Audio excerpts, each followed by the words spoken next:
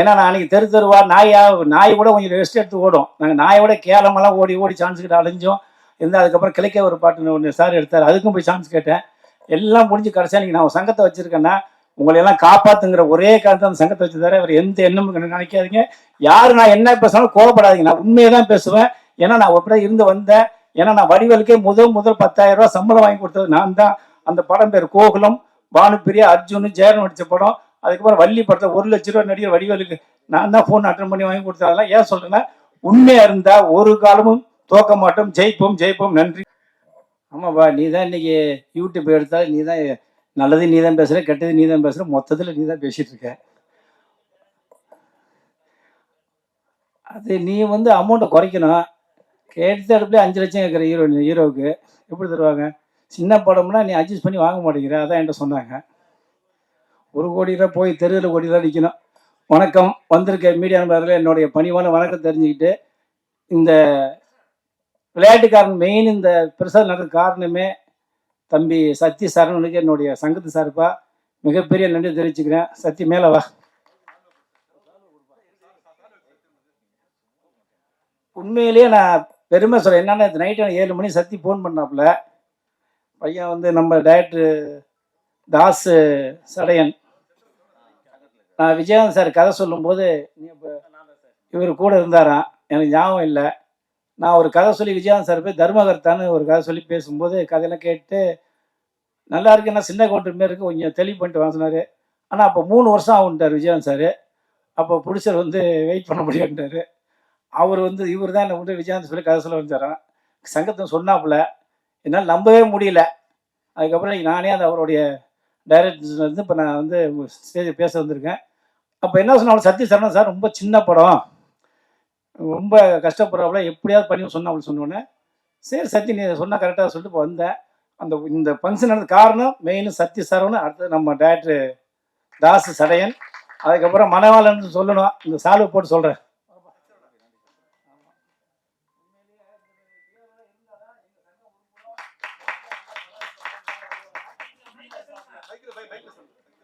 ஆமாம், இந்த மாதிரி பேரெல்லாம் இருந்தால் தான் எங்கள் சங்கம் உருப்பிடும். எங்கள் சங்கம் நல்ல படங்களாக எடுத்து மேலே கொண்டு வருவாப்புல சப்போர்ட் பண்ண. ஏன்னா நான் ஒவ்வொரு நாள் நான் சிலப்ப சொல்லுவாங்க, இவர் எப்போ தான் திட்டுறாரு வைகிறாரு. ஏங்க நான் எனக்குக்காக திட்டிக்கிறேன் இல்லை, எனக்காக சேர்த்தேன். எனக்கு எல்லா கஷ்டத்தாந்து இன்னைக்கு ஒரு லேஜ் வந்துட்டேன். நான் இனிமேல் நான் வந்து சம்பாதிக்கணும், சாப்பாடணும், ஏமாத்தணும்னு கிடையவே கிடையாது.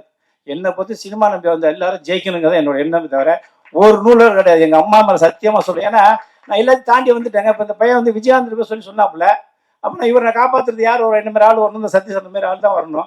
அவர் பேர் விவசாயம், பாண்டிச்சேரியில் இருந்துட்டு ரியல் எஸ்டேட் பிஸ்னஸ் பண்ணி இன்றைக்கி வந்து ஒரு பையனை டேரக்டர் ஆகிக்கிறதுக்கு இப்போ இவரை தான் நம்ம காப்பாற்றணும். நான் இதுக்காக தான் நான் பேசுனேன் தவிர வேறு நான் 9:45 நான் தான் முதலாக வந்தேன். இன்றைக்கி பிரசாத்துக்கு நான் தான் 9:45 முதலாக வந்து டிஃபன் சாப்பிட்டு உட்காந்தேன். 2 மணி நேரம் உட்காந்துருக்கேன்னா என்ன காரணம்? இவர் எப்படியா ஜெயிக்கணுங்கிறது தான்.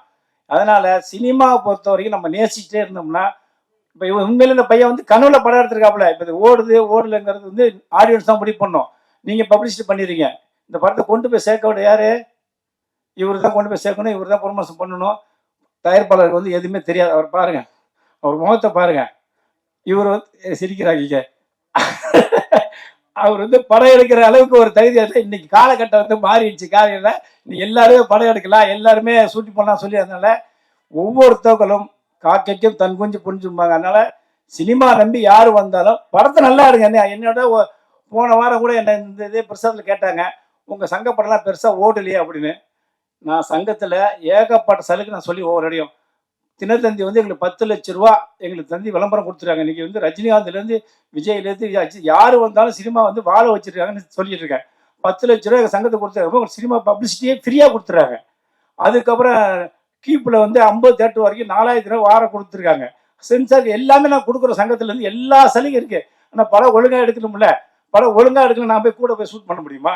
நான் போய் டேரக்ஷன் போய் பண்ண சொல்ல முடியுமா? ஒரு ப்ரொடியூசரோ டேரக்டர் போய் எங்கள் சங்கத்தை என்ன சார் சொல்லுவோம் அது சொல்கிறாங்கன்னா, நான் இப்பயும் சொல்லுவேன், நீங்கள் படம் நல்லா எடுத்தீங்கன்னா என்றைக்குமே சினிமா வந்து யாராலும் அழிக்க முடியாது. இப்போ இந்த யூத்துன்னு ஒரு பையன் கருணாஸ் பையன் எடுத்துருக்கான்னு சொன்னாங்க. இது ஏற்கனவே விஜய் நடித்த படம், 10 வருஷத்துக்கு முன்னே வந்தது. இன்னைக்கு பசங்க எல்லாமே டபுள் மீனிங் படத்தையும் ஜாலியாக என்டர்டைன்மெண்ட் தான் இன்னைக்கு காலேஜ் பசங்க பார்க்குறாங்க. ஆனால் அந்தமாரி படம் எடுங்க. இன்னைக்கு விளையாட்டுக்காரன்னா நீ விளையாட்டு மாரி படம் எடுத்தால் தான் அது வந்து பார்ப்பாங்க. இல்லைன்னா யாரும் வரமாட்டேங்கிறாங்க தேட்டருக்கு. நம்ம தேட்டரை குறை சொல்கிறோம், டிஸ்ட்ரிபியூட்டரை குறை சொல்கிறோம், அப்புறம் யாருமே ஆடியோ சொல்லணும் குறை சொல்கிறோம், அப்புறம் படத்தை ஓட ஒன்று சொல்கிறோம். ஒன்றும் இல்லை, புல் சட்டை மாறேன் எப்போதுமே பார்த்தீங்கன்னா ஏதாவது ஒன்று சொல்லுவாப்புல. இந்த யூத்தை வந்து ஒரு இடம் பார்க்கணும்னு சொல்லியிருக்காரு. இதுக்கு என்ன சொல்லுவீங்க? நான் புல் சட்டை மாறேன் என்ன போட்டாலும் கண்ணு பார்த்துருவேன். திட்டுறாரா வயிறாரா போகிறேன் பார்ப்பேன். அப்படிங்கும்போது ஒரு படத்தை நல்லாருன்னு சொல்லும்போது யாரும் வந்து நல்லான்னு சொல்ல மாட்டாங்க. அதையும் மீறி ஒருத்தர் நல்லா இல்லை அப்படின்னு நம்ம படம் ஒழுங்காக எடுக்கணும். இப்போ இந்த விளையாட்டுக்காரன் படத்தை பற்றி நம்ம ஒன்றே ஒன்று தான் சொல்ல முடியும். ஒரு விவசாயி ஒரு டேட் நம்பி ஒரு படத்தை போட்டு எடுத்து இன்னைக்கு இந்த ஆர்டினன்ஸ் பண்ணியிருக்காருன்னா இவர் நம்ம கண்டிப்பாக சப்போர்ட் பண்ணணும். மேக்சிமம் இந்த படத்தை என்ன ஓடணுமோ அது அவங்க தான் முடிவு பண்ணணும். நன்றி, வணக்கம். அனைத்து நண்பர்களுக்கும் பெரியவங்களுக்கு சின்னவங்களுக்கும் வணக்கம். ஊடக நண்பர்களுக்கும் வணக்கம். ஒரு விளையாட்டை மையப்படுத்தி ஒரு கிராமத்தில் அழகான காதலும் மிக ஆழமான நட்பும் சொல்லியிருக்கிறோம். இதை கொண்டு போயிட்டு மக்கள்கிட்ட சேர்க்க வேண்டியது உங்களுடைய உதவியாக ஏற்றுக்கொண்டு நன்றியை கேட்டுக்கொள்கிறேன். வணக்கம். அன்பு சார் இன்றைய சினிமாவை பற்றி டீட்டெயிலாக உங்களுக்கு விளக்கமாக சொல்லிட்டாரு. இந்த படத்தினுடைய ஆடியோ லான்ச்சுக்கு நான் வந்ததுக்கு காரணம், தாஸ் வந்து எனக்கு உதவி இயக்குனராக பணியாற்றினவர். நண்பர்கள் நற்பணி மன்றம் அப்படிங்கிற படத்தில் நம்ம கூல் சார் கூட அதில் மெயின் லீடிங் ரோல் பண்ணாங்க. ஸோ இப்போ யூத்துங்கள் வரவழைக்கணும் அப்படின்னு சொன்னாக்கா வந்து யூத் சப்ஜெக்டாக இருக்கணும் அப்படிங்கிற மாதிரியான ஒரு மேட்ருக்கு வந்திருக்காங்க. ஆனால் வந்து தாய் கிழவிங்கிற படமும் சூப்பர் ஹிட் ஆகிருக்கு. கான்செப்ட் டைரக்டருங்க எடுத்துக்கிறத கரெக்டான நேரேஷனில் ஆடியன்ஸுக்கு பிடிக்கிற மாதிரி சொல்லிட்டாலே போதும். இந்த கதை தான் அதுக்குள்ளேயே நம்ம இருக்கணுங்கிற வட்டத்துக்குள்ளே இருக்கணுங்கிற அவசியம் இல்லை. தாஸை பொறுத்த மட்டும் அவர் பல படங்கள் இப்போ இயக்குனராக பணியாற்றிட்டாரு. முதல்ல அவர் இயக்குனராக போகிறேங்கிறது, அவர் தேவா சார் தேவானன்ட்டு எல்லாம் சீடராக இருந்தவர். அது சபேஷ் முரளி, ஸ்ரீகாந்த் தேவா, அங்கே நாங்கள் முதல் சந்திப்பு அங்கே தான். அப்படியே கதை சொல்கிற லெவலுக்கு வந்தார். முதல் கதை என்கிட்ட ஒரு கதை சொன்னார். இது கண்டிப்பாக இதை படமாக பண்ணலாப்பா, உன்னுடைய முதல் படத்துக்கு இந்த கதையை வச்சுக்க அப்படின்னு அப்போ சொல்லியிருந்தேன். அந்த கதை தான் இந்த கதை. இதுக்கு டைட்டில் வைக்க சொன்னார். விளையாட்டை வச்சு தான் இப்போ பண்ணியிருக்கேன். விளையாட்டுக்காரன், வேலைக்காரன், ரிக்ஷாக்காரன், பாட்டுக்காரன் எல்லாம் ஹிட் ஆகிட்டு இருக்குது. அது மாதிரி இதுவும் ஹிட் ஆகும் அப்படின்னு சொன்னேன். என்னுடைய மனப்பூர்வமான வாழ்த்துக்கள். தம்பி திவாகர் அம்பேல் ஜூட்டுங்கிற ஒரு படம், அவருக்கு முதல் படம். அந்த படத்துக்கும் ஆடியோ லான்ச்சுக்கு வந்திருந்தேன், வாழ்த்துனேன். இப்போ நிறையா படங்கள் படிக்கிட்டாங்க. இந்த படமும் மாபெரும் பாடல்லாம் ரொம்ப நல்லா இருக்கு. அருமையான பாடல், சூப்பராக இருக்கு. தம்பி பாடியிருக்காரு ஒரு பாடல், நல்லா இருக்குது, ரொம்ப அருமையாக இருக்குது, கிராமத்து பாடல் வந்து. இந்த படம் மாபெரும் வெற்றி. இதில் நடித்த கதாநாயகன் கதாநாயகி நடிகர்கள் அவங்க மென்மேலும் பல படங்களில் தொடர்ந்து நடிக்கணும். இதுக்கு உறுதுணையாக நடிச்சிருக்கேன் மற்ற நடிகர்களுக்கும் டெக்னீஷியன்களுக்கும், அது இணை இயக்குனர் உதயா அவர்களுக்கும் என்னுடைய வாழ்த்துக்களை தெரிவித்துக் கொள்கிறேன்.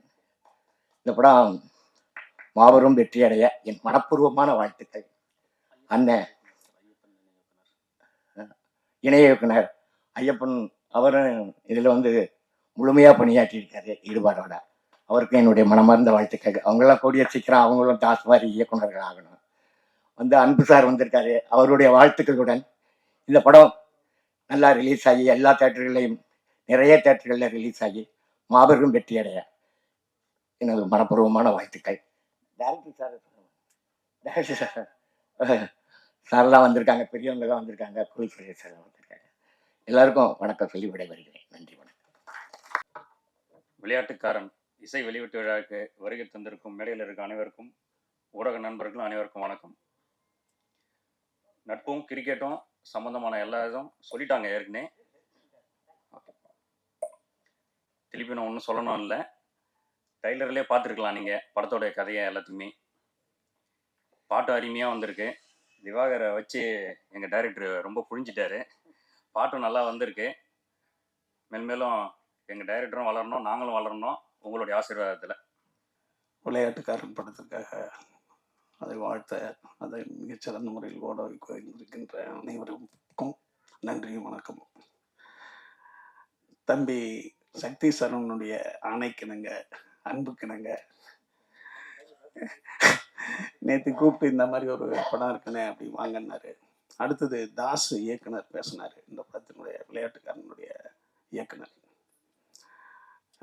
இந்த படம் எதை பற்றி சொல்லுது அப்படின்னு சொன்னால் நட்பை பற்றி சொல்லுதுண்ணே அப்படின்னாரு. ஒரு காதலை சொல்லியிருக்கோம், ஒரு விளையாட்டை சொல்லியிருக்கோம்னாரு. நட்பு என்பது உடுக்கை இழந்தவன் கை போலே அங்கு இடுக்கன் களைவதான் நட்பு அப்படின்ற அளவுக்கு நட்பினுடைய மேன்மை சொல்ற ஒரு குரல் அப்படி நட்பு இருக்கணும். அதே போலதான் விளையாட்டு. விளையாட்டு என்பது ஒருத்தவன் பேர் வாங்குறதுக்காக விளையாடக்கூடாது. அந்த கேம், இந்த விளையாட்டு வெற்றி அடைகிறதுக்காக டோட்டல் டீமும் விளையாடணும். அதே போல காதல்ல ஒருத்தவங்க ஜெயிச்சிடக்கூடாது, 2 பேரும் சேர்ந்து ஜெயிக்கணும். எல்லாமே வெற்றியை மையமாக கொண்டதுதான் நட்பு, காதல், விளையாட்டு எல்லாமே.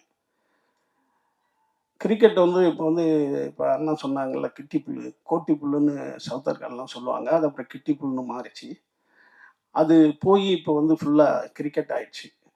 16ஆம் நூற்றாண்டுகளில் இங்கிலாந்தில் ஆரம்பிக்கப்பட்ட இந்த விளையாட்டு 11 பேர் ஒரு டீமுக்கு, 2 டீம் 22 பேர் விளையாடுவாங்க.